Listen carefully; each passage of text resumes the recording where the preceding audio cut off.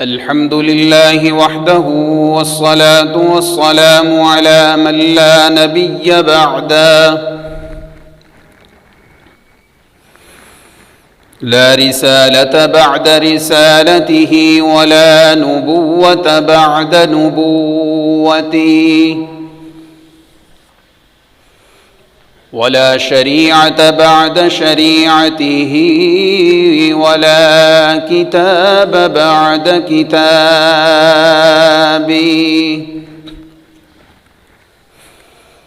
نشهد أن لا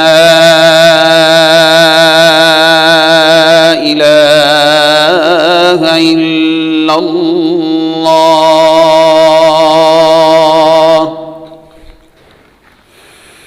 ونشهد أن سيدنا وسندنا ومولانا ومرشدنا وقائدنا وسابقنا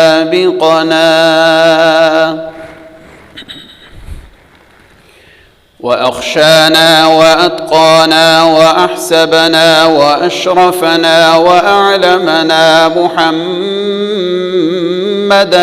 عبد الله ورسوله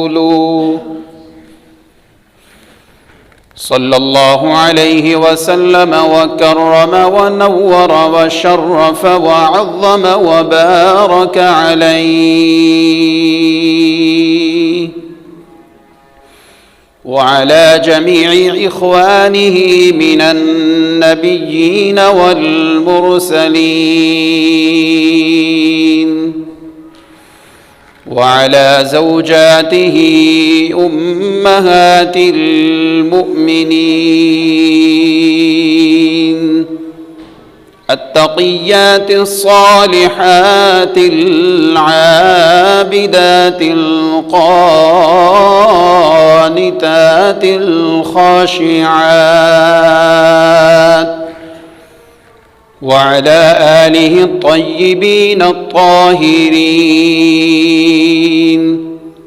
وعلى أصحابه الغر الميامين وعلى من تبعهم بإحسان إلى يوم الدين وسلم تسليما كثيرا مزيدا. أما بعد، أعوذ بالله من الشيطان الرجيم. بسم الله الرحمن الرحيم. يرفع الله الذين آمنوا منكم والذين أوتوا العلم درجات. وقال تعالى في مقام آخر: إن أكرمكم عند الله أتقاكم. وقال تعالى في موضع آخر: إلا تنصروه فقد نصره الله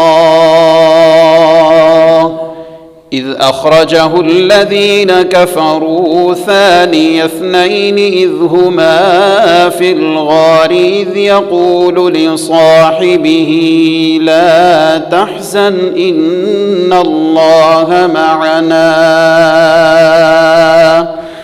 صدقت يا رب العالمين. وقال النبي صلى الله عليه وسلم: إن جبريل أخبرني أن خير أمتك بعدك أبو بكر، أو كما قال النبي صلى الله عليه وسلم. سبحان ربك رب العزة عما يصفون وسلام على المرسلين والحمد لله رب العالمين. اللهم صل على روضة محمد في الرياض وصل على قبر محمد في القبور وصل على جسد محمد في الأجساد وصل على روح محمد في الأرواح صلى الله عليه وسلم. واجب الاحترام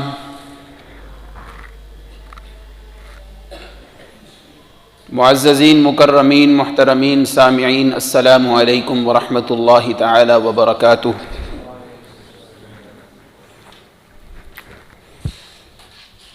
اسلامی مہینوں میں سے یہ رواں مہینہ جمادی الثانی کا مہینہ ہے.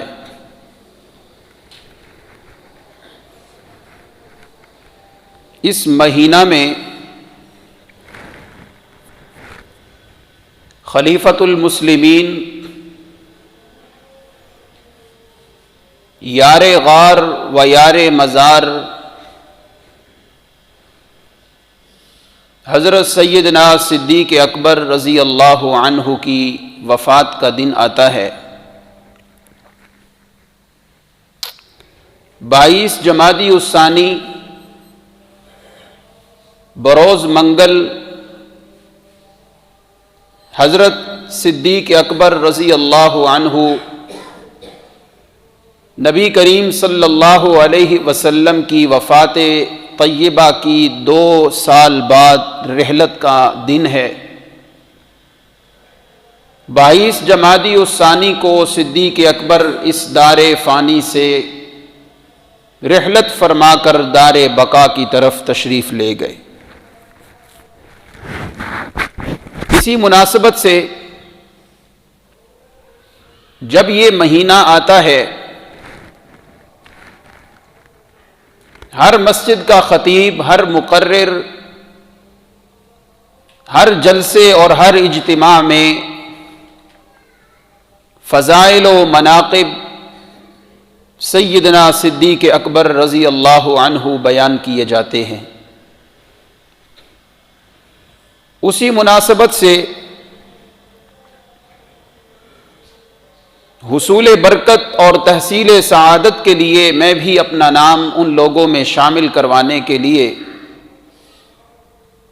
اپنی کچھ معروضات آپ کی گوش گزار کرنے کا ارادہ رکھتا ہوں. خداوند قدوس کی دربار عالی میں یہ التجا ہے،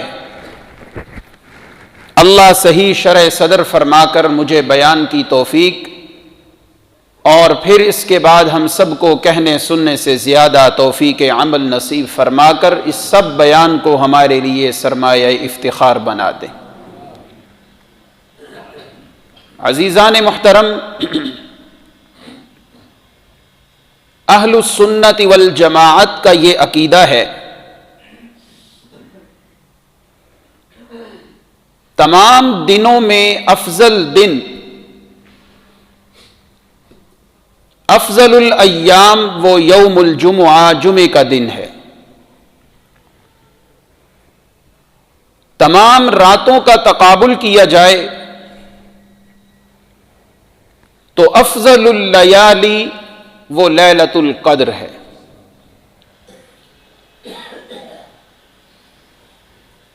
تمام مہینوں کا تقابل کیا جائے سب سے افضل مہینہ وہ رمضان المبارک کا مہینہ ہے. اسی ترتیب کو آگے بڑھاتے چلے سارے زمانوں کا تقابل کیا جائے تو میرے نبی کا زمانہ سب زمانوں سے اعلیٰ اور افضل ہے. سارے نبیوں کی قدوسی جماعت میں تقابل کیا جائے تو افضل الانبیاء ہمارے پیارے نبی ہیں. جب یہ سارا تسلسل ہم مانتے ہیں تو پھر ہمارا یہ بھی عقیدہ ہے انبیاء کی قدوسی اولو العزم جماعت کے بعد اس پوری کائنات میں، پوری امت میں اگر افضل الامہ ہے تو وہ ابو بکر صدیق رضی اللہ عنہ ہے. یہ میرا ایمان ہے، ایقان ہے، اتقان ہے، اس پہ میرا غیر متزلزل یقین ہے اور بڑا مستحکم عقیدہ ہے کہ نبیوں کی جماعت کے بعد سارے نبیوں کی امتوں کو کھڑا کیا جائے، سارے نبیوں کے بعد بشر میں اگر پہلا نمبر ہے تو وہ نبی پاک کے پہلے امتی ابو بکر صدیق کا ہے رضی اللہ عنہ وارضا۔ صدیق اکبر میرے نبی کے ساتھ رشتہ داری کا تعلق بھی رکھتے ہیں، برادری کا تعلق بھی رکھتے ہیں، اور ایمان کی نسبت سے تو ایسے امتی ہیں، ایسا اقرار کیا ہے کہ اس جیسا اقرار تو پوری امت میں کسی نے نہیں کیا ہے۔ میرے آقا علیہ السلام کا نسب نامہ پڑھیں، چھٹے نمبر پہ جا کے صدیق اکبر کا نسب نامہ میرے نبی کے نسب نامے سے ملتا ہے۔ خونی رشتہ بھی ہوا، نسبی رشتہ بھی ہوا، یہ سارا رشتہ اپنی جگہ پہ۔ ایمان کا رشتہ اتنا مضبوط قرار دیا، اتنا مضبوط قرار دیا، ویسے تو ہر صحابی نے میرے نبی کے ساتھ ایمان رکھا، وہ ایمان لے کے آئے، مگر اس کا ایمان اتنا رب کو پسند آیا کہ ان کے ایمان کا علیحدہ تذکرہ اللہ نے قرآن میں کر دیا ہے۔ اللہ نے فرمایا میرے نبی، میں نے آپ کے یاروں کے دلوں کو پہلے پرکھا ہے، میں نے ان کے برتنوں کو پہلے صاف کیا ہے، مزکا کیا، مجلہ کیا، معطر کیا، معنبر کیا، ہر قسم کی قدورتوں سے جب پاک ہو گیا، الزمہم کلمۃ التقوی، میرے نبی میں نے ان کے دلوں میں ایمان والا پانی ڈال دیا ہے۔ کسی گلاس میں، برتن میں گند ہو، اس میں گندگی ہو تو کبھی کوئی پانی یا چائے یا دودھ اس میں نہیں ڈالتا۔ اللہ فرماتے ہیں وَزَيَّنَهُ فِي قُلُوبِكُمْ، ہم نے ان کے برتنوں، دلوں کے برتنوں کو پہلے کلی کیا، پھر ایمان کے پھول بوٹے ڈال دیے، اور پھر ہم نے ان کو ماڈل بنا کے پیش کر دیا۔ اگر کسی نے ایمان پرکھنا ہے تو ابو بکر و عمر، سارے صحابہ کے ایمان کو تمہارے لیے معیار بنا دیا گیا ہے۔ وَكَرَّهَ إِلَيْكُمُ الْكُفْرَ، میرا نبی اب پریشان ہی نہیں ہونا، یہ تیرے شاگرد تیرے مدرسہ میں ایسے داخل ہوئے ہیں کبھی اس مدرسہ سے باہر نہیں جائیں گے، اس کلاس میں ایسا انتخاب ہوا ہے کہ یہ شاگرد کبھی اس کلاس سے اٹھ کے باہر نہیں جائیں گے۔ یہ عمومی فضیلت سب صحابہ کو ہے، مگر ابو بکر صدیق کا مقام یہ ہے جن کی صحابیت کا تذکرہ بھی قرآن میں، توجہ کیجیے، جن کے صحابی ہونے کا تذکرہ بھی قرآن میں، اور جن کے جنتی ہونے کا تذکرہ بھی قرآن میں موجود ہے۔ صرف صحابیت نہیں، وہ تو اور بھی صحابہ ہیں، تھوڑا سا ہٹ کے اللہ نے ان کو مقام و مرتبہ سے نوازا کہ اللہ نے ان کے صحابیت کا تذکرہ بھی قرآن میں کیا، ان کے ایمان کا تذکرہ بھی کیا، اور ان کے جنتی ہونے کا تذکرہ بھی قرآن میں کر دیا ہے۔ صدیق اکبر کی دو صفات ہیں، ایک صفات خلقیہ اور ایک صفات خلقیہ۔ توجہ قائم، زبر زیر کے بدلنے سے معنی میں بڑا تغیر و تبدل آ جاتا ہے۔ صفات خلقیہ کیا ہیں؟ ظاہری بدن کیسا تھا، شکل مبارک کیسی تھی؟ تو میری اور آپ کی ماں سیدہ طاہرہ مطہرہ حضرت سیدہ عائشہ صدیقہ رضی اللہ عنہا اپنے ابا جی کے چہرے کا نقشہ ہمارے سامنے کھینچتی ہیں۔ سبحان اللہ، صدیق کی کوکھ سے، ان کے خون سے جنم لینے والی یہ سیدہ طاہرہ پاکیزہ حضرت سیدہ عائشہ اپنے ابو اور اپنے والد محترم کا نقشہ ہمارے سامنے کھینچتی ہیں. فرماتی ہیں میرے ابا جی کا چہرہ سفید رنگ کا تھا، بدن مبارک نحیف البدن، کمزور تھا، بہت موٹے تازے نہیں تھے. چہرہ مبارک صدیق اکبر کا بڑا واضح تھا، کھلا ہوا چہرہ تھا. آنکھیں مبارک کچھ اندر کی طرف تھی اور رخسار مبارک پہ گوشت کوئی بہت زیادہ نہیں تھا. یہ تصویر تھوڑی سی بیان کرنے سے صدیق اکبر کا نقشہ ہمارے سامنے آ رہا ہے. یہ صفات خلقیہ ہیں، یہ صفات خلقیہ ہیں، پیدائشی صفتیں ہیں. پیدائشی صفت جیسی بھی ہو، وہ بلال ہی کیوں نہ ہو، اللہ صفات خلقیہ نہیں صفات خلقیہ کو دیکھ کے بلال چلتا زمین پہ ہے اور ان کے قدموں کی آواز جنت میں پہنچا دیتے. اللہ کے ہاں شکل و صورت نہیں چلتی، اللہ کے ہاں دل چلتا ہے، کس کا دل کھرا ہے اور کس کا دل کھوٹا ہے. صدیق اکبر کی صفات خلقیہ دیکھیں، دنیا میں وقت گزار کے گئے، کون سی صفات ان میں موجود تھی؟ اگر ہر ایک پہ بات کروں تو کئی جمعے اس پہ محیط ہو جائیں گے. میں اشارے کر کے آگے بات کو بڑھا رہا ہوں، بہت آگے سفر کرنا ہے ہم نے، کہیں اسی جگہ پہ ہمارا سفر خراب نہ ہو جائے. صدیق اکبر کی سب سے پہلی صفت خلافت ملنے کے بعد یہ ہے کہ صدیق اکبر رضی اللہ عنہ نے حضرت اسامہ بن زید کا لشکر روانہ کیا. توجہ کیجیے، میرے آقا علیہ السلام کے آخری ایام ہیں. نبی علیہ السلام نے ایک لشکر تیار کیا، حضرت اسامہ بن زید کو امیر مقرر کیا. وہ لشکر مدینہ سے باہر نکلا. مقام جرف ایک جگہ ہے، مدینہ کا ایک کنارہ ہے، وہاں تک پہنچا تھا کہ انہوں نے پڑاؤ ڈال لیا. انہیں یہ خطرہ تھا کہ نبی پاک کی ایام مرض ہیں، بظاہر یہی لگ رہا ہے کہ اب اللہ کے نبی دنیا سے تشریف لے جا رہے ہیں، تو انہوں نے پڑاؤ کر لیا. وہ لشکر وہاں پہنچا، انہیں خبر ملی کہ نبی پاک علیہ السلام دنیا سے رحلت فرما گئے ہیں.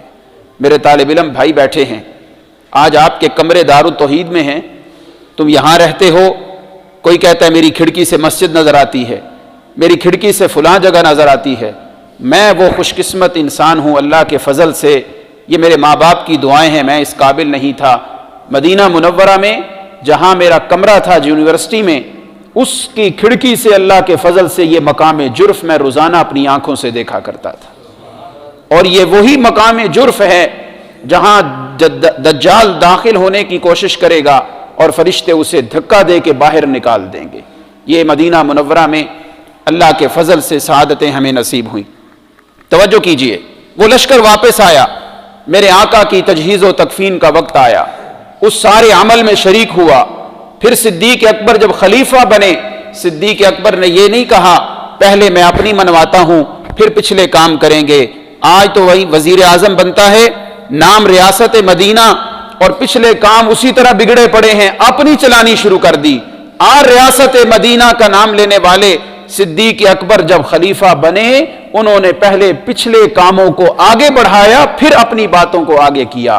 صدیق اکبر نے فرمایا یہ لشکر پہلے روانہ ہوگا اور اس کے بعد ہم کام کریں گے.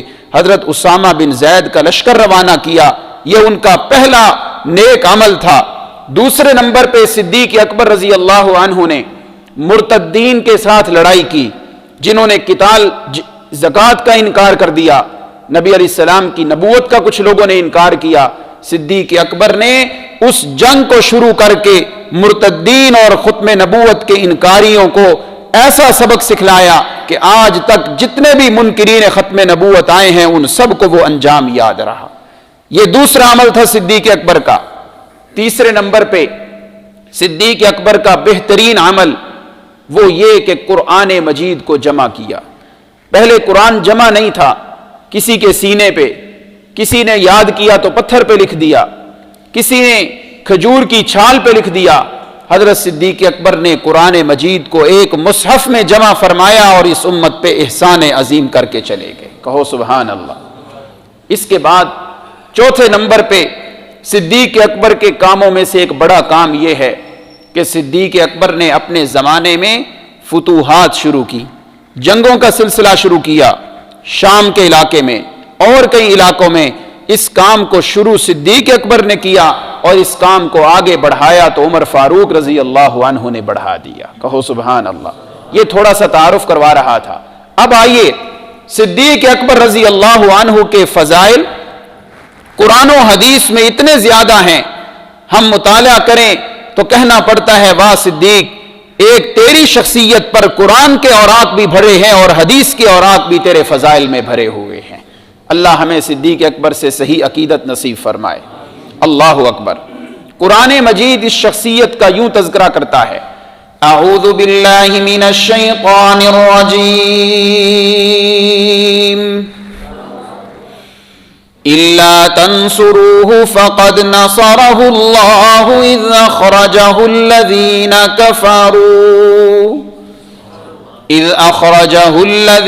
کفروا ثانی اثنین اذ ہما فی الغار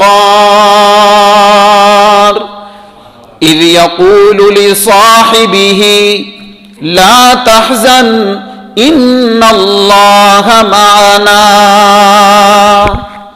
قرآن تیرے سمجھانے پہ قربان جاؤں، اللہ قرآن مجید کی اس آیت جلیلہ وعظیمہ میں صدیق اکبر رضی اللہ تعالی عنہ کے مقام و مرتبہ کو بیان کر رہا ہے۔ اِلَّا تَنْصُرُوهُ فَقَدْ نَصَرَهُ اللَّهُ۔ ایک آیت میں اتنی باتیں میرے رب نے جمع کر دی، سمندر کو کوزے میں بند کر دیا۔ قرآن تیری فصاحت و بلاغت پہ قربان جائیں۔ اللہ فرماتے ہیں یہ میرے نبی کا یار ایسا یار ہے، کسی اور کی صحابیت پہ شک نہیں تو اس کی صحابیت پہ تو شک کرنے کا سوال ہی پیدا نہیں ہوتا۔ جو صدیق کی صداقت پہ شک کرے، اصل میں اس کی اپنی ولادت میں شک کیا جا سکتا ہے، اس کی اپنی پیدائش میں شک کیا جا سکتا ہے۔ جس نے صدیق کی صداقت کو نہیں مانا، اس کا نسب نامہ ہی صداقت پہ نہیں ہو سکتا۔ صدیق کی صداقت تو اتنی واضح ہے کہ اس میں تو شک کی گنجائش ہی کوئی نہیں۔ قرآن کہتا ہے اِذْ يَقُولُ لِصَاحِبِهِ، غار میں دونوں یار بیٹھے ہیں۔ میرے آقا علیہ الصلوۃ والسلام ہجرت کی رات غار میں 3 راتیں گزاری۔ صدیق اکبر کی جھولی مبارک ہے، آپ کی گود مبارک میں میرے پیارے پیغمبر کا سر مبارک ہے۔ ہر وقت صدیق کے دل پہ یہ خطرہ ہے کہیں دشمن ہمیں نقصان نہ پہنچا دے، کہیں دشمن ہمارے اوپر حملہ نہ کر دے۔ اللہ تو علام الغیوب ہے، وہ سینوں کے بھیدوں کو جانتے ہیں۔ اللہ نے قرآن بنا کے نازل کر دیا، لا تحزن ان اللہ معنا۔ اے میرے پیارے صدیق، اے میرے یار غار، تجھے اللہ نے میرا یار مزار بھی بنانا ہے۔ لا تحزن، پریشان ہونے کی ضرورت نہیں۔ پریشان تو وہ ہوں جنہوں نے عزتیں بازار سے خریدی ہوں، پریشان تو وہ ہوں جنہوں نے بلندیاں کسی دکان سے خریدی ہوں۔ مجھے بھی بلندی ورفعنا لک ذکرک آیت سے اللہ نے عطا کی۔ صدیق تیری بلندی بھی قرآن میں بیان ہوئی۔ کیسے قرآن میں اللہ نے بیان کی؟ یرفع اللہ الذین آمنوا منکم، اللہ کا وعدہ ہے جو بھی نبی سے ایمان لے کے آئے گا اللہ یرفع سے بلند کر دیں گے۔ اے صدیق اکبر، میرے ساتھ سب سے پہلا ایمان تو لے کے آیا، ورفعنا مجھے بنایا، یرفع میں اللہ نے تجھے داخل کر دیا ہے۔ ورفعنا لک ذکرک، یرفع اللہ، ایمان لانے میں ابوبکر کا پہلا نمبر ہے۔ سبحان اللہ۔ اے میرے پیارے ابو بکر، پریشان نہیں ہونا، لا تحزن ان اللہ معنا، غم نہیں کرنا، پریشان نہیں۔ طلبہ بیٹھے ہیں، ایک ہوتا ہے خوف، ایک ہوتا ہے حزن۔ بھائی نوید صاحب، دونوں کا مطلب ہوتا ہے ڈر کرنا، لیکن دونوں میں فرق ہے۔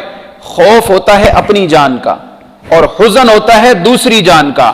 صدیق تیری شان پہ قربان جاؤں، اللہ نے لفظی ایسا بولا کہ لا تحزن سے حضرت صدیق اکبر کی شان بیان ہو رہی ہے. لا تحزن اس کا معنی یہ نہیں ہے کہ اے صدیق تو اپنی جان کی فکر نہ کر، اس کا یہ ترجمہ نہیں ہے. لا تحزن کا معنی یہ ہے اے صدیق تجھے میری فکر پڑی ہوئی ہے، میرے بارے میں تو پریشان ہے. لا تحزن میرا غم بھی نہ کر. معلوم ہوا صدیق کو کس کی پریشانی تھی؟ اپنی ذات کی یا نبی پاک کی؟ نبی پاک کی. لا تحزن ان اللہ معنا، ہمارے ساتھ تو ہمارا پروردگار ہے. میرے سامنے بخاری شریف کی روایت آ رہی ہے، میرے پیارے پیغمبر نے فرمایا ما ظنک باثنین اللہ ثالثہما. امام بخاری اس آیت کا معنی کرتے ہیں ما ظنک باثنین اللہ ثالثہما. صدیق اس غار میں میں ہوں اور تو بیٹھے ہیں، ہم دو ہیں، ہمارا تیسرا رب کی ذات ہے. جو دو رب کی شمولیت سے طاق بن جائیں انہیں ڈرنے کی ضرورت نہیں. ہماری حفاظت کرنے والا کون ہے؟ ما ظنک باثنین اللہ ثالثہما. ہم دونوں کا تیسرا کون ہے؟ اللہ. ہم رب کی شمولیت سے طاق عدد بن گئے ہیں. کیا پریشان ہوتے ہو؟ لا تحزن. توجہ کیجئے، ایک بات میرے ذہن میں آ گئی ہے. میرے پیغمبر نے 2 سفر بڑے عالی شان کیے ہیں، ایک معراج کا سفر اور ایک ہجرت کا سفر. بڑی تفصیلی بات اکثر خطباء کرام فرماتے ہیں کہ ہجرت والی رات جو رفیق نبوت تھا وہ اپنی جگہ پہ رہے اور نبی پاک چل کے گئے، اور معراج والی رات جو رفیق نبوت تھے وہ چل کے آئے. یہ اپنی جگہ پہ باتیں ہیں. میں ایک اور بات کرنے لگا ہوں. صدیق تیری شان پہ قربان جائیں، میرے نبی جب معراج کے سفر پہ تشریف لے گئے، جبریل سے کئی باتیں راستے میں ہوئیں، کئی تعارف ہوئے، کئی جگہوں کے نظارے ہوئے، بڑی آپس میں باتیں ہوئیں. حدیث کی کتابیں گواہ ہیں، تاریخ کی کتابیں بھری پڑی ہیں. اور ہجرت والی رات میرے نبی کا رفیق ابو بکر، آپس میں ان کی بھی بڑی بڑی باتیں ہوئی، بڑے پیارے کلمات دونوں نے بولے. ہائے قرآن تیرے سمجھانے پہ قربان جاؤں. معراج والی رات جبریل کی بھی باتیں ہوئی مگر وہ قرآن میں ذکر کوئی نہیں. صدیق تیری شان ہی بڑی بلند، تیری جو باتیں ہجرت کے سفر میں ہوئی قرآن نے نقشہ کھینچ کے ہمیشہ کے لیے محفوظ کر دیا ہے. جبریل کی باتیں قرآن میں ہیں، معراج پہ جاتے ہوئے یہ کہا یہ کہا، لیکن صدیق کی باتیں قرآن میں ہیں. اللہ کہتے ہیں لا تحزن ان اللہ معنا. صدیق پریشان تھے دشمن نہ آ جائے، اللہ نے وہ باتیں قرآن میں محفوظ کر کے ابو بکر کے مقام کو بلند کر دیا ہے. ظالم تیرے بھونکنے سے کچھ ہوگا صدیق کے مقام کو؟ کچھ نہیں ہوگا. توجہ، بات کو آگے لے جاتے ہیں. صدیق اکبر معراج کے سفر پہ ہجرت کے سفر پہ روانہ ہیں. چلتے چلتے نبی علیہ الصلوۃ والسلام نے فرمایا صدیق انا عطشان، مجھے پیاس لگی ہے، پانی کا انتظام کریں. نبی علیہ الصلوۃ والسلام کو کیا لگی؟ پیاس لگنا کس کی علامت ہے؟ کمزوری کی. میرے آقا کمزوری کی علامت، کمزوری ظاہر کر رہے ہیں. لوگوں جو خود کمزور ہو وہ دوسروں کے لیے حاجت روا، بولو نا یار، دوسروں کے لیے حاجت روا، مشکل کشا. حاجت روا اور مشکل کشا صرف کون ہے؟ اونچی آواز سے، صرف کون ہے؟ اللہ. حضرت صدیق اکبر نے دیکھا، دور سے خیمہ نظر آیا. یا رسول اللہ میں جا کے پتہ کرتا ہوں. دیکھا ایک بوڑھی اماں بیٹھی ہے اور وہ اپنا چکی چلا رہی ہے یا کسی کام میں بزی ہے، مصروف ہے. ایک کنارے میں چھوٹی سی بکری کھڑی ہے اور وہ اپنا چارہ اور گھاس کھا رہی ہے. صدیق اکبر نے کہا اماں پانی ہے تیرے پاس؟ اس بوڑھی عورت نے کہا مجھے اماں کہنے والا یہاں جنگل میں کون آیا؟ صدیق اکبر نے جواب دیا میں مسافر ہوں، مجھے پانی چاہیے. اماں نے کہا من انتا؟ حضرت ابو بکر نے فرمایا انا ابو بکر، میرا نام ابو بکر ہے. عورت نے کہا من معاکا، تیرے ساتھ اور کون ہے؟ اب صدیق اکبر یہاں خاموش ہو گئے. صدیق اکبر نے کہا ہو سکتا ہے یہ عورت کافرہ ہو، میں نے نام لے لیا محمد صلی اللہ علیہ وسلم، اس نے گستاخی کر دی تو میرے ہاتھ سے یہ بچ نہیں سکتی. اور اگر میں جھوٹ بول دوں تو میری صداقت میں فرق آتا ہے، اس لیے کہ ابو بکر و صدیق تو اس کو کہتے ہیں جو بھول کے بھی جھوٹ نہ بولے۔ اب صدیق اکبر کا بڑا امتحان کا وقت آیا۔ میں کہتا ہوں 2 وقت دنیا میں ایسے آئے ہیں جنہوں نے اپنی صداقت کو بچانا تھا تو انہوں نے ایسی تعویل کی، ایسی بات کی کہ ہمارے لیے وہ مثال بن گئی۔ ایک حضرت ابراہیم خلیل اللہ اور ایک ابو بکر صدیق رضی اللہ عنہ۔ حضرت ابراہیم جا رہے ہیں، بیوی ساتھ ہے، آگے ظالم بادشاہ ہے۔ جس کی بیوی ہوتی ظالم بادشاہ اس کی عزت پہ ہاتھ اٹھا لیتا۔ حضرت ابراہیم نے کہا میں نے صداقت بھی بچانی ہے، نبوت بھی بچانی ہے۔ انہوں نے ایسی بات کی کہ اللہ پاک نے اس بادشاہ کی آنکھوں پہ پٹی ڈال دی۔ آج ابو بکر کا بھی امتحان کا زمانہ۔ عورت کہتی ہے مما کا کون ہے تیرے ساتھ جسے پانی کی ضرورت ہے؟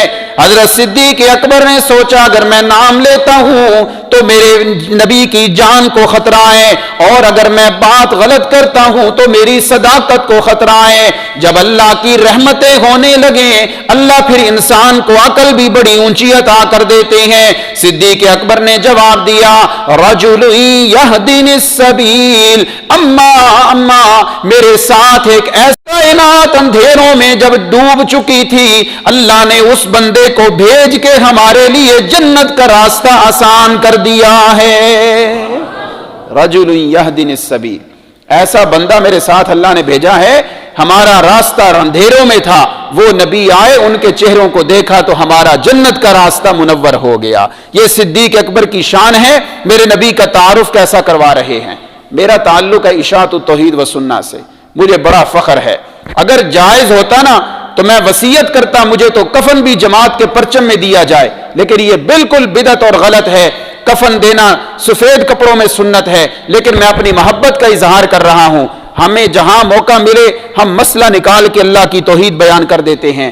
صدیق اکبر نے اشاعت التوحید کا مسئلہ بھی سمجھا دیا۔ بڑا جھگڑا ہوتا ہے نبی نور ہے کہ بشر ہے۔ صدیق کی زبان سے آج سن، صدیق اکبر کا بھی یہی عقیدہ اور نظریہ تھا کہ نبی پاک بشر ہیں، نور نہیں۔ کس طرح؟ صدیق اکبر نے لفظ کیا استعمال کیا؟ رجل یہدینی السبیل، میرے ساتھ وہ نور ہے۔ یہ معنی رجل کا کیا معنی؟ رجل کا میرے ساتھ وہ بندہ ہے، وہ انسان ہے جو مجھے سیدھا راستہ بتاتا ہے۔ یہاں علماء نے نقطہ لکھا ہے صدیق اکبر نے رجل کا لفظ بول کے سمجھا دیا کہ نبی بشر ہوتا ہے، نبی نوری نہیں ہوتے۔ اللہ اکبر۔ آگے چلیں، یہ صدیق اکبر کی شان ہے۔ میرے آقا علیہ الصلوۃ والسلام صدیق اکبر کی شان بیان کرتے ہوئے یوں فرماتے ہیں قال النبی صلی اللہ علیہ وسلم ان جبریل اخبرنی ان خیر امتک بعدک ابو بکر۔ اللہ کے نبی فرماتے ہیں اے میرے یارو، میرے پاس جبرائیل امین تشریف لائے اور انہوں نے آ کے مجھے بتایا ہے کہ تیرے رب کا پیغام ہے اللہ کے نبی، آپ کی امت میں آپ کے بعد سب سے پہلا نمبر ہے تو وہ ابو بکر کا ہے۔ سبحان اللہ، یہ حضرت ابو بکر کی شان ہے۔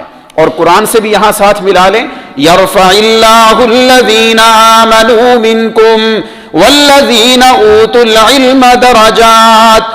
اللہ فرماتے ہیں بلندیاں میں دیتا ہوں 2 وجہوں سے، ایک ایمان کی وجہ سے اور دوسرا علم کی وجہ سے۔ ابو بکر صدیق کی زندگی کو دیکھو، ان میں ایمان بھی ایسا کہ ان جیسا کسی کا ایمان نہیں، اور ان میں علم بھی ایسا ہے کہ ان جیسا علم کسی کے اندر نہیں ہے۔ دونوں چیزوں کا مطالعہ کریں۔ ایمان میں بھی صدیق اکبر پہلی صف میں کھڑے ہیں، اس صف میں ان کے ساتھ اور کوئی نہیں کھڑا، کیونکہ جس نے بھی ایمان قبول کیا پہلے سوچ کے مشورہ کر کے پھر ایمان قبول کیا۔ ابو بکر صدیق نے جو ہی اعلان سنا فوراً کلمہ پڑھ کے کہتے ہیں اگر آپ نبی ہیں تو ابو بکر آپ کا پہلا امتی ہے۔ والذین آمنوا، ایمان میں بھی پہلا نمبر۔ اب علم میں دیکھیے گا، آپ حیران ہو جائیں گے۔ والذین اوتوا العلم درجات، اللہ فرماتے ہیں کسی کو بلندی ملتی ہے تو اس وجہ سے کہ اس میں علم دین ہوتا ہے. سارے صحابہ میں بڑے بڑے علماء ہیں. حضرت عبداللہ ابن مسعود ہیں, حضرت عبداللہ ابن عمر ہیں, عبداللہ ابن عباس ہیں, حضرت ابو ہریرہ ہیں, ابی ابن کعب ہیں. بڑے بڑے صحابہ ایسے ایسے اللہ نے علم سے نوازا. لیکن لوگ کہتے ہیں ہمیں ابو بکر کے علم کا اس دن پتا چلا جس دن نبی پاک دنیا سے تشریف لے گئے. عمر جیسے جری انسان بھی اپنا ہوش و حواس قائم نہ رکھ سکے, وہ بھی کہنے لگے کوئی کہے اللہ کے نبی اگر فوت ہو گئے ہیں تو میں تلوار سے سر قلم کر دوں گا. صحابہ فرماتے ہیں ہمیں اس دن پتا چلا سارے صحابہ میں اگر کوئی بہادر ہے تو وہ ابو بکر ہے, سب سے بڑا عالم ہے تو وہ ابو بکر ہے. اس لیے نبی پاک کی موت کو کوئی بھی نہیں مان رہا تھا. اس بات کی سب سے پہلی تصدیق کی تو ابو بکر نے آ کے کی تھی, سب سے پہلے ابو بکر نے کی تھی. اور یہاں قرآن کی ایک آیت بھی ملا دوں, والذی جاء بالصدق وصدق بہ. اس آیت کا ترجمہ حضرت علی کے دروازے پہ جاتے ہیں, حضرت علی سے پوچھتے ہیں اس آیت کا معنی بتائیے. حضرت علی رضی اللہ تعالی عنہ اس آیت کا معنی کرتے ہیں والذی جاء بالصدق, وہ اللہ کا بندہ جو سچ لے کے آیا, اس سے مراد ہے محمد عربی. وصدق بھی, اس بندے کی تصدیق کرنے والا, اس سے مراد ہے ابو بکر رضی اللہ عنہ. یہ کون کہہ رہے ہیں؟ حضرت علی. اب توجہ کرنا, صحابہ فرماتے ہیں نبی پاک کی موت کی کوئی تصدیق کرنے والا نہیں تھا. حضرت عمر کے ہاتھ میں تلوار آ گئی, سارے صحابہ پریشان ہو گئے, پورا مدینہ منورہ اندھیرے میں ڈوب گیا. وصدق بھی, اس آیت کا ترجمہ صحیح ہمیں اس دن سمجھ آیا جس دن ابو بکر منبر پہ آ کے کھڑے ہوئے اور انہوں نے آ کے خطبہ صدیق اکبر پڑھا اور اس میں تصدیق کی کہ لوگوں من کان یعبد محمدا فإن محمدا قد مات ومن كان يعبد الله فهو حي لا يموت. سن لو دنیا والو, جو اللہ کو اپنا معبود سمجھتا تھا وہ سن لے اس کا معبود زندہ ہے, وہ زندہ ہی رہے گا, وہ کبھی موت اس پہ کبھی موت نہیں آ سکتی. اور جو محمد عربی کی عبادت کرتا تھا انہیں اپنا معبود سمجھتا تھا وہ سن لے ان محمدا قد مات, اللہ کے نبی دنیا سے رخصت ہو گئے, دنیا سے رحلت فرما گئے ہیں. اور آپ جو دنیا سے چلا جائے وہ حاجت روا اور مشکل کشا نہیں ہوتا, وہ عبادت کے لائق نہیں ہوتا. عبادت کے لائق وہ ہے جو موت و موت سے پاک ہو, وہ اللہ ہی کی ذات ہے. چنانچہ معبود حقیقی صرف کون ہے؟ صدیق اکبر نے جب یہ تصدیق کی, صحابہ فرماتے ہیں اس دن سمجھ میں آیا وصدق بھی, اس کا مصداق سب سے پہلے بنتا ہے تو وہ ابو بکر صدیق بنتے ہیں. اس لیے کہ آپ کی موت کو کوئی نہیں مان رہا تھا, صدیق نے آ کے تصدیق کی اور آ کے کہا طبت حیا و میتا, میرے پیارے پیغمبر موت تو بڑے بڑے حسینوں کا حسن چھین لیتی ہے لیکن موت آپ کے حسن کے سامنے بھی عاجز آ گئی. آپ کی زندگی میں بھی حسن بے مثال, دنیا سے جانے کے بعد تو آپ کا حسن و جمال اور زیادہ ہو گیا ہے.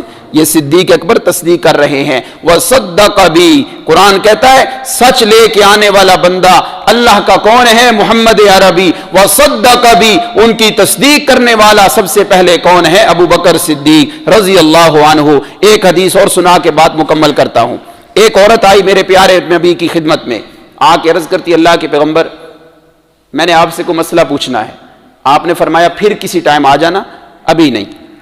نبی علیہ الصلوۃ والسلام نے جب یہ فرمایا تو عورت کہنے لگی اللہ کے نبی اگر میں بعد میں آؤں آپ کو نہ پاؤں, اس کا مطلب یہ تھا کہ آپ فوت ہو جائیں تو پھر میں کیا کروں؟ اللہ کے نبی نے فرمایا اگر تو دوبارہ مدینہ میں آئے میرے ساتھ ملاقات نہ ہو پریشان ہونے کی بات نہیں. فاتی ابا بکرین, میرے ابو بکر کے پاس آنا, تیرے سارے مسائل تجھے بتا دے گا. یہ کس کی طرف اشارہ ہے کہ خلافت میں پہلا نمبر کس کا ہے؟ ابو بکر کا. میں نے بات کیا کی ہے ایمان کی وجہ سے بلندی ملتی ہے اور علم کی وجہ سے ملتی ہے. سارے صحابہ میں سب سے بڑا عالم کون تھے؟ ابو بکر صدیق تھے. کیوں؟ نبی علیہ الصلوۃ والسلام کی وفات کے بعد پتا چلا کہ ایسی باتیں ابو بکر نے کی ہیں۔ صحابہ فرماتے ہیں ہم قرآن کی وہ آیتیں تو پہلے بھی پڑھتے تھے، لیکن وفات کے بعد جب ابو بکر نے تلاوت کی تو پتہ چلا کہ ہو رہا ہے کہ قرآن کا نزول ابھی ان آیتوں کا ہو رہا ہے۔ پتہ چلا سب سے بڑے عالم ابو بکر ہیں، اور اسی لیے نبی علیہ السلام نے اس عورت سے بھی فرمایا میرے بعد آنا ہو تو ابو بکر کے پاس آنا۔ اور ایک اور مسئلہ بھی سمجھ میں آ گیا، نبی علیہ السلام نے وفات کے 4 دن پہلے فرمایا مرو ابا بکر فلیصلی بالناس، ابو بکر کو کہو میرے مصلی پہ کھڑے ہو کے نماز پڑھائے۔ یہ بھی پتہ چلتا ہے کہ سب سے بڑے عالم کون تھے؟ ابو بکر صدیق رضی اللہ عنہ تھے۔ میرے آقا نے یہ بھی فرمایا سارے صحابہ اپنے گھر کی کھڑکیاں بند کر دو الا خوخۃ ابی بکر، ابو بکر کے گھر کی کھڑکی کھلی رہے۔ میرے آقا نے اشارہ کر دیا ابو بکر سب سے بڑے عالم ہیں، میرے بعد سب سے زیادہ مسجد میں آنے کا کام انہی کے ذمے ہوگا۔ یہ ساری باتیں جہاں صدیق اکبر کی خلافت ثابت کرتی ہیں، جہاں ان کی فضیلت ثابت کرتی ہیں، وہاں پہ یہ بھی ثابت ہو رہا ہے کہ سب سے بڑا صحابہ میں عالم کون تھا؟ صدیق اکبر تھے۔ وَرَفَعْنَا لَكَ ذِكْرَكَ، استاد کے بارے میں اللہ نے فرمایا اور شاگرد کے بارے میں اللہ نے کہا یرفع اللہ الذین آمنوا منکم والذین اوتوا العلم درجات۔ آخری بات کر کے بات کو مکمل کر رہا ہوں، یہ نبی بھی ایسا عظیم الشان اور اس کا پہلا امتی بھی عظیم الشان۔ جب استاد کی باری آئی اللہ کہتے ہیں وَلَسَوْفَ يُؤْتِيكَ رَبُّكَ فَتَرْضَىٰ، یہ سورۃ الضحیٰ ہے۔ اللہ استاد کو کہہ رہے ہیں میرا نبی تجھے اتنا دوں گا اتنا دوں گا، فَتَرْضَىٰ، تو خوش ہو جائے گا۔ اور اس کے پہلے شاگرد ابو بکر کے بارے میں پچھلی سورت میں اللہ کہتے ہیں وَلَسَوْفَ يَرْضَىٰ، تو استاد بھی راضی ہو جائے گا، تیرا شاگرد ابو بکر بھی مجھ سے راضی ہو جائے گا۔ یہ دونوں ایسی شخصیتیں ہیں کہ استاد کے بارے میں بھی رب کہہ رہا ہے فَتَرْضَىٰ، شاگرد کے بارے میں بھی کہہ رہے ہیں وَلَسَوْفَ يَرْضَىٰ۔ پتہ چلا صدیق اکبر کی صحابیت بھی قرآن سے ثابت، ان کی صداقت بھی قرآن سے ثابت، اور ان کا جنتی ہونا بھی قرآن سے ثابت۔ وآخر دعوانا